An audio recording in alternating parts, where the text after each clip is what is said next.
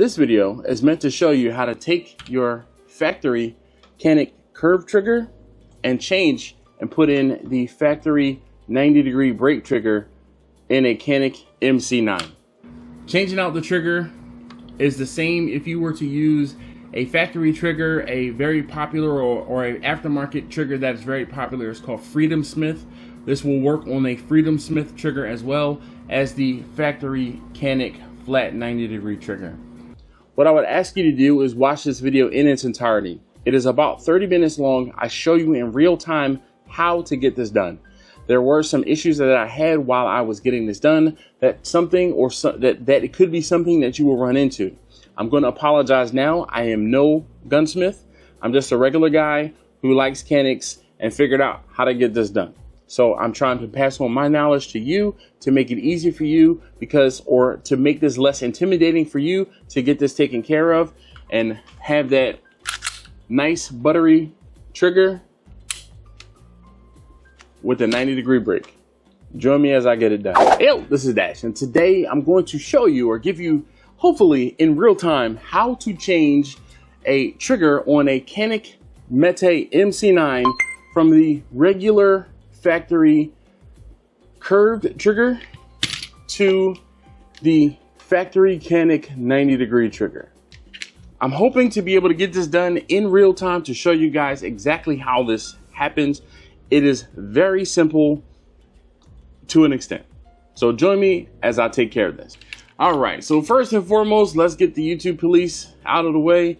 This firearm is open, clear, and free of any rounds.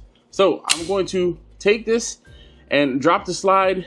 If you don't know how to remove the slide from a Canik, all you have to do is, from most newer Caniks, the TP9 series is a little different where they slide completely off the rail, but the newer ones only, you move this back probably about 1/4 of an inch. You grab the pins or the takedown, press the trigger, push the slide forward another 1/2 inch, lift the slide right up and off. I'm going to put the slide off to the side because we are focusing on the frame of the pistol today. So we are focusing on the frame of the pistol, and we're going to be working directly here.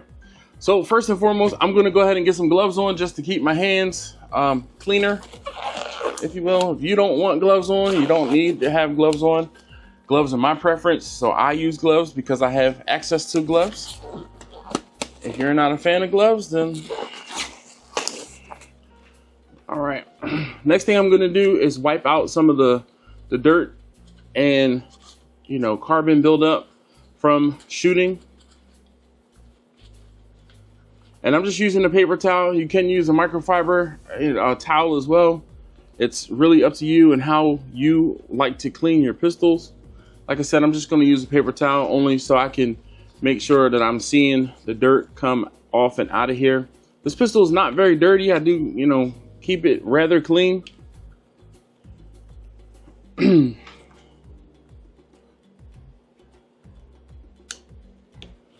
And we're just going to get in here and wipe everything down. So keep us cleaner as we're moving along. You will need some tools. Canik so graciously provides a lot of the things that you're going to need. A punch.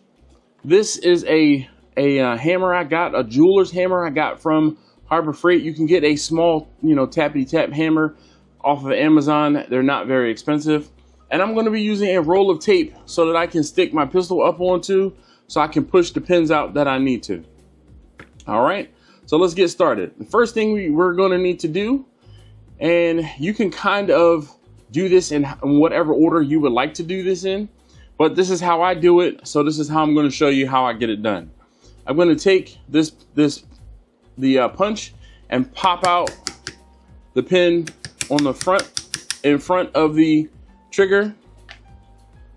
Please make sure you know where these are. They are not size specific, so you don't have to worry about putting them in the same. They're symmetrical, so just keep track of them. A little parts tray or something like that is good to keep around. Pop out the one in the back.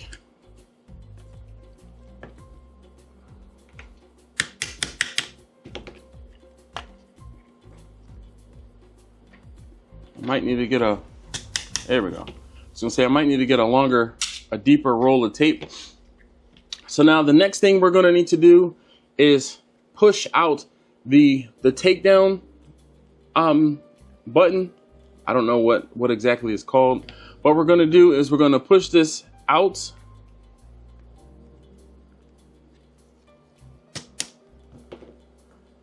You pop that out. There's a small detent there. Then the button can come off. Pull this all the way out. When you pull this out, be mindful that this retainer is on a spring and it could go flying. So let's keep tension on that so it doesn't fly out. I'm going to turn it upside down and take the retainer, whatever this is called. I'm sorry, I'm not good with the terminology here. And there's a spring that was down in there. I'm going to take both of those things out and put that off to the side. The clip or the retainer or the piece on the side of the frame is going to stay there until we get this bar out. In order to get the bar out, the next thing we have to do is remove the slide release. To remove the slide release, all we're going to do is tap this star and push it down and out. We're going to remove, you have to remove the spring for the, trying to make sure you can see this here. You have to remove the spring for the slide release. It'll pop, it'll make sure it comes out. Pull the slide release out. And then the other side, the side on the right side, it twists up to 90 degrees and pops out. It can only go in and come out one way. It has to twist up to 90 degrees and then you can remove it. Once you have these parts removed, the next thing you need to do is be mindful of the spring, the slide release spring. This can and will go flying if you do not keep track of it. So keep track of where this goes. The next thing you're going to do is pull out this, I'm sorry again, I don't know what these parts are called, but you're going to remove this from the front of the pistol, and usually you can just pry it up and out. And this is what retains that, this is what retains the slide stop spring.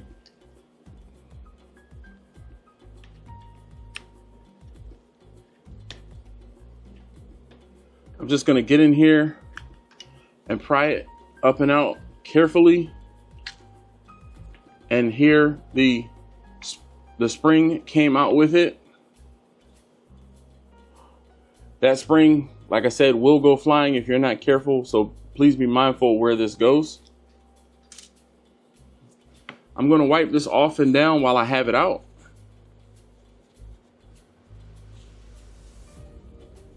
This is a fairly new pistol to me and low round count pistol. So it's not very dirty inside, but while I'm here, I'm going to wipe it down and out, like I said. Put that off to the side. Now you can get in here again and wipe out all of these places, areas where you don't normally get to. The next thing you're going to do is the trigger, shoe, and bar are going to come out. There's a spring holding these in. Actually, I'm going to push this back down in here because I might be able to get it released off of the back a little easier while it's in the frame of the pistol. And I did. There's a spring towards this back.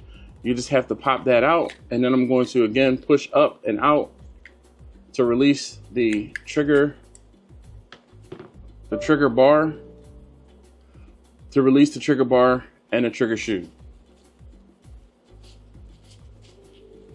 Wipe the bar down.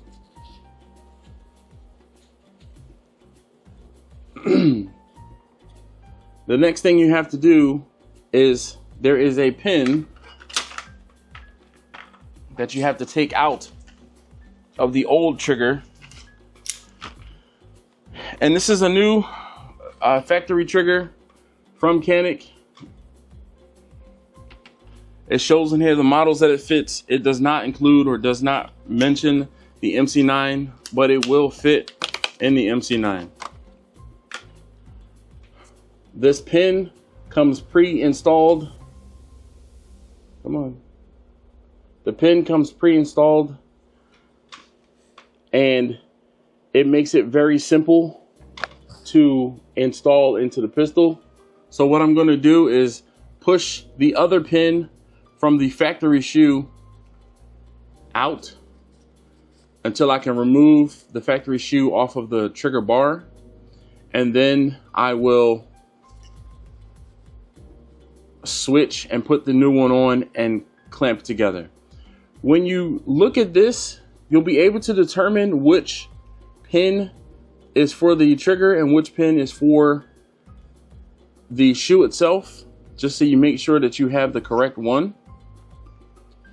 And the punch from Canik does fit directly in here, and it will only, there's a graduation here, and that graduation will only allow the pin to be pushed out to a certain extent. I'm just going to set it up, try to get it braced here so that I can tap it out and down.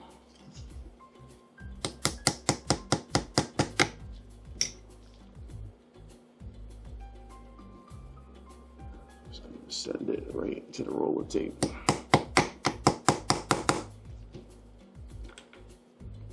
And as you see, I moved the pin just enough to get it out of the shoe. We're going to take the new one, the new trigger, slide it directly on here. And this is the tricky part, getting everything lined up. One of the things, or something I found to try to help this, is to take the punch and stick it into the hole so everything gets lined up and you have it where it needs to be, and then tap the other end and push the pin through.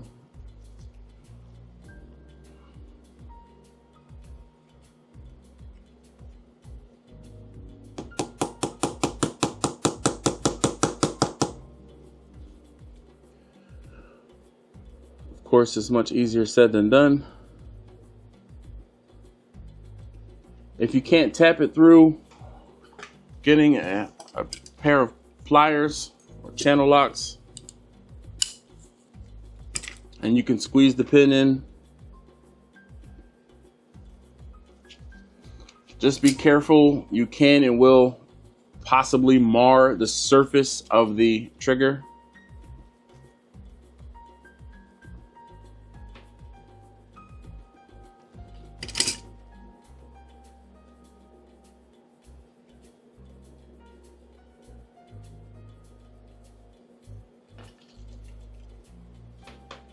So I'm just going to grab and pinch this together, and of course it's not lined up properly.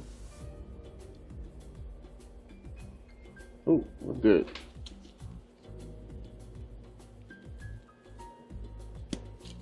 Squeeze everything together, and now the new flat trigger is installed on the bar, and we're going to go ahead with reassembly.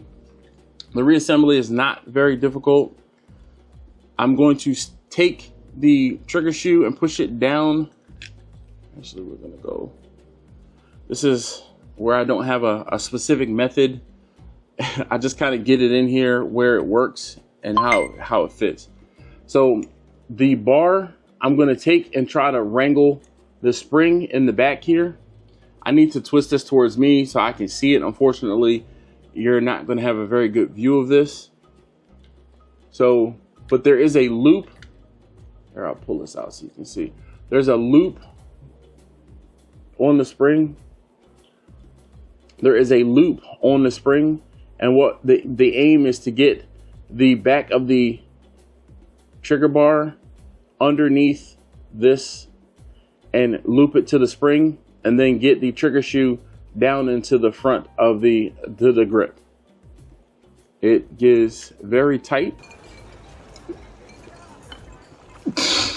So you can also push this in here and get it looped on afterward. You don't have to do it in advance.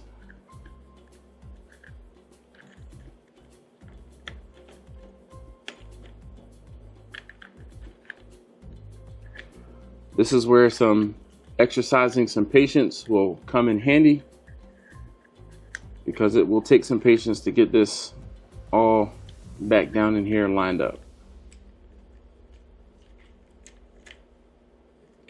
This out of the way. And unfortunately, I was unable to get that on camera, but I just wiggled it in there until the trigger fell down into place where it needs to be. The bar is back where it needs to be, and I will reattach the spring once I am closer to being done. The next step you have to do is make sure that everything is lined up properly in here where it needs to be. The main thing is and again, I'm sorry, I don't know terminology here, but the red from the face of the trigger, that's the safety on the trigger. It has to be kind of sitting in where it needs to be on the frame of the pistol. Now the next thing, or the thing that makes this easier as far as reassembly, is to get there's an order of operations putting this back together. The first thing you have to put back in here is this, as well as the spring for the slide release. There is a little hole on the left side of this piece that this spring goes into, and it goes into the spring like this. This is upside down compared to how it needs to be in the frame of the pistol. This then turns, and you slide this whole assembly in and down into the side of the frame. Slide this whole thing into the frame, and what this will allow is, one, that the slide release spring to remain where it needs to be, as well as the next thing you're going to do is put this slide release bar through the trigger itself. I'm going to try to show you this. Everything is lined up, and I'm going to push it flat, but we don't need to push it all the way in just yet, because in order to get the other piece of the slide release from the right side, it has to go in and twist. It will not go all the way in and twist if the left side of the slide release is pushed all the way into where it needs to be. So we're going to put this up perpendicular to the grip, or actually parallel to the grip, the handle, push it down, and then squeeze everything together so that the cross, or that matches up. Push that all back together. Then the next thing you're going to do is take your slide release spring and put it back into the slide release. Put it back into the slide release. Double check to make sure that there's function on your slide release. You push it up and it pushes right back down. Push everything down and back where it needs to be. At this point, I'm going to try and get my spring back onto my bar. I'm going to use the punch to pull it and put it back where it needs to be.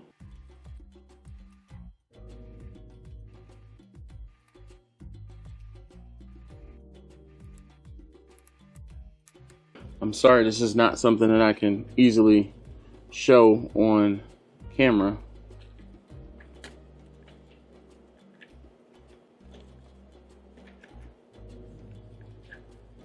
But I'm going to lift the trigger bar up.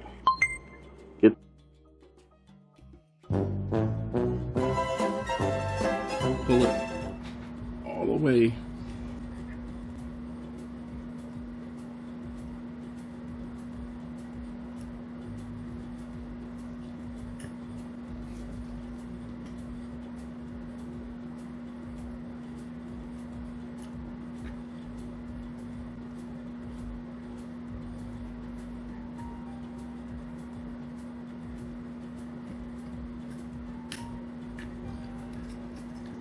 This is where, again, exercising some patience. And I have to unfortunately turn this towards me in order to see what I'm doing.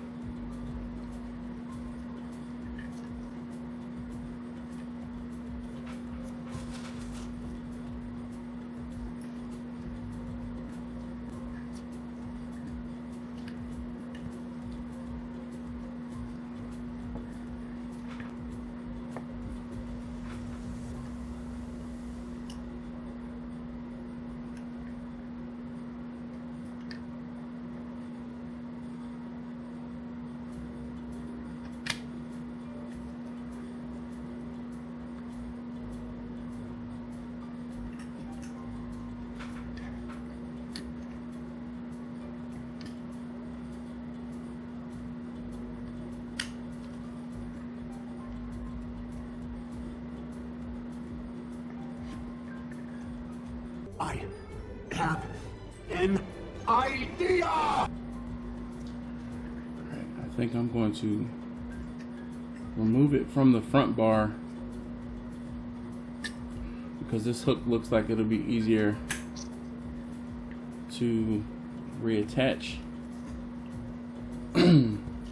So the spring, there's a looped bit in the back and a bar in the front.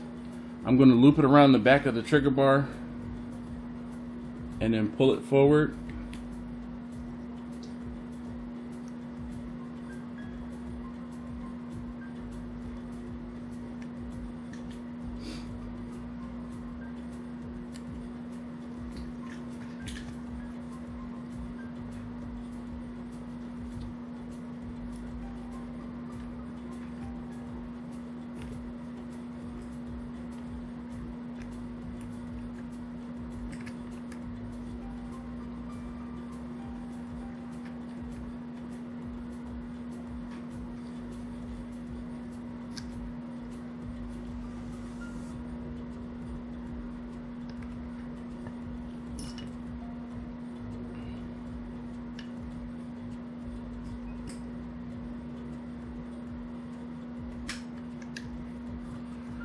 And have it reconnected. Trigger functions like normal.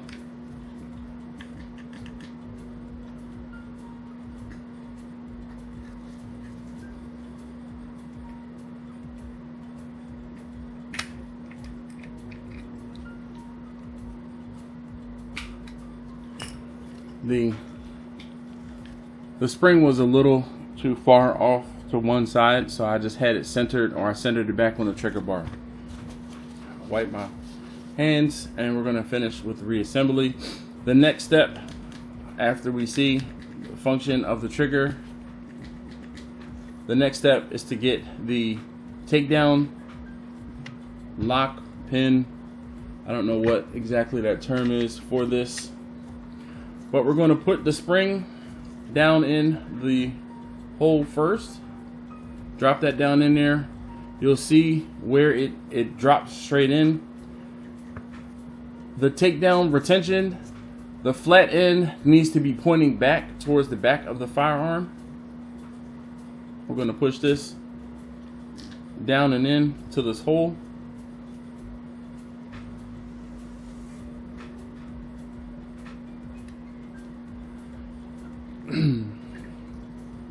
The next thing to do is to push this all the way down and in once the spring is seated, and my spring is not seated properly.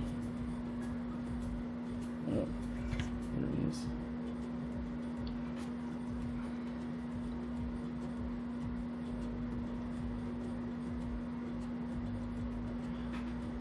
On the, or with the takedown,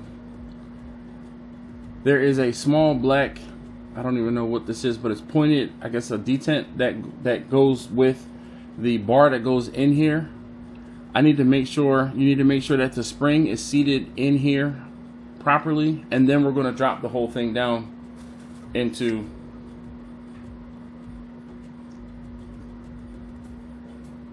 so everything lines up and we have function.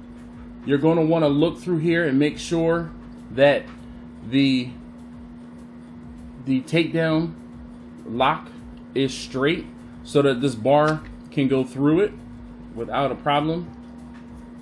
You have to make sure you push down and make sure this is straight when you're realigning this.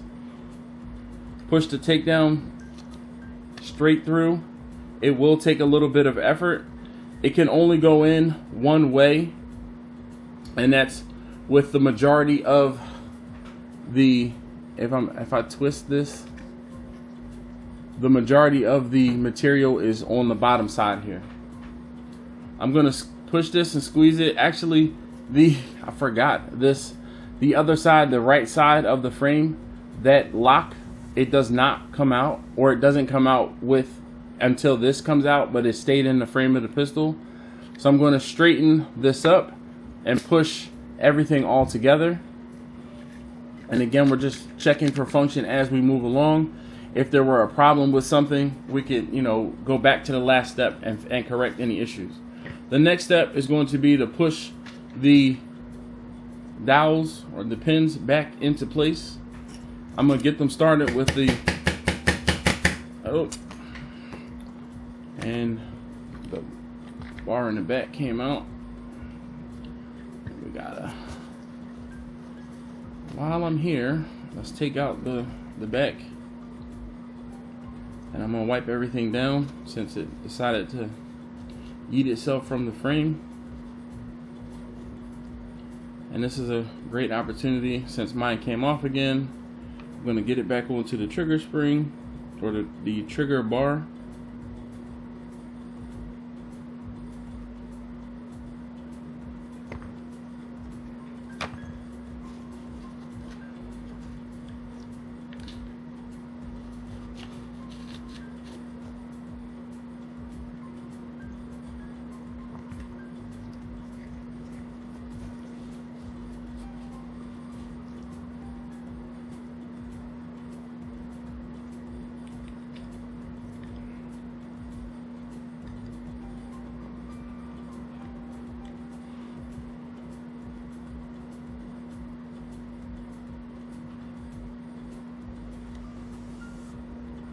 Got everything lined up as far as the spring.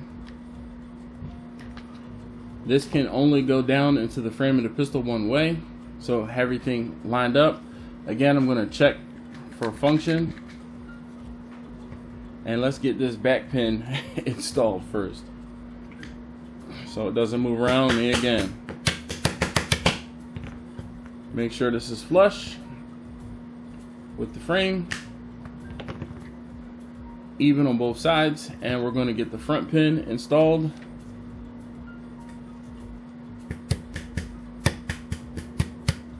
Use the punch to get it flush with the frame, and there we are. Check for function. Again, we are clear. I'm going to reassemble.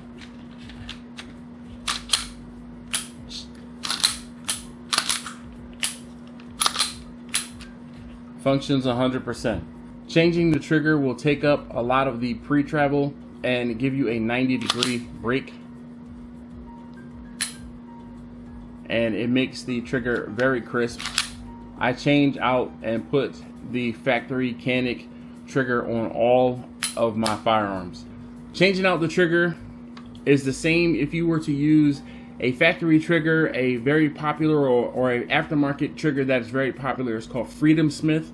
This will work on a Freedom Smith trigger as well as the factory Canik flat 90-degree trigger. Hopefully this was helpful, and thank you for watching.